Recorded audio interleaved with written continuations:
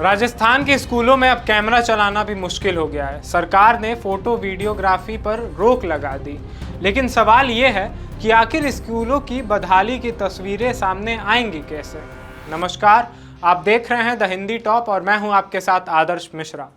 अगर किसी सरकारी स्कूल की हालत खराब है, बच्चों को बुनियादी सुविधाएं नहीं मिल रही हैं और कोई व्यक्ति उन हालातों को कैमरे में रिकॉर्ड करके जनता के सामने रखना चाहता है, तो क्या उसे ऐसा करने की इजाज़त होनी चाहिए?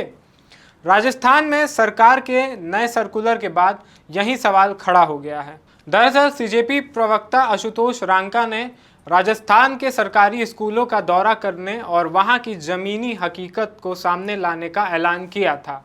उनका दावा है कि अजमेर, जोधपुर, उदयपुर, धौलपुर, भरतपुर, कोटा, बाड़मेर और हनुमानगढ़ समेत कई जिलों के स्कूलों से खराब व्यवस्था और अनियमितताओं की शिकायतें मिली हैं। उन्होंने स्कूल ठीक करो अभियान के तहत इन इलाकों का दौरा करने और लोगों की शिकायतें सामने लाने की बात कही, लेकिन उनके ऐलान के कुछ ही समय बाद राजस्थान के माध्यमिक शिक्षा विभाग ने सरकारी स्कूलों में बाहरी लोगों के प्रवेश और फोटो वीडियोग्राफी को लेकर सख्त सर्कुलर जारी कर दिया।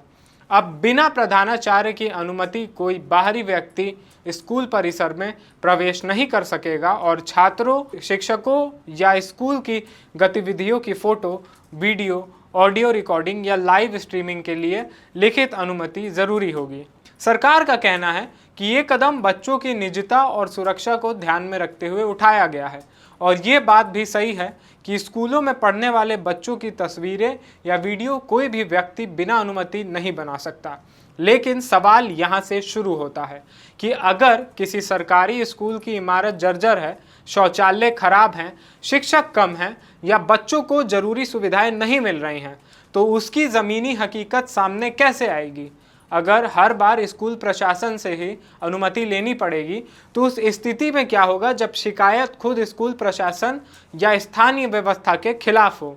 क्या स्वतंत्र निगरानी और रिपोर्टिंग का रास्ता बंद नहीं हो जाएगा? सरकार को ये साफ करना चाहिए कि पत्रकारों, अभिभावकों, सामाजिक संगठनों और अधिकृत निरीक्षण टीमों को स्कूलों की वास्तविक स्थिति देखने और रिपोर्ट करने के लिए क्या प्रक्रिया अपनानी होगी, क्योंकि सरकारी स्कूल जनता के पैसे से चलते हैं और जनता को ये जानने का पूरा अधिकार है कि उनके बच्चों को कैसी शिक्षा और कैसी सुविधाएं मिल रही हैं।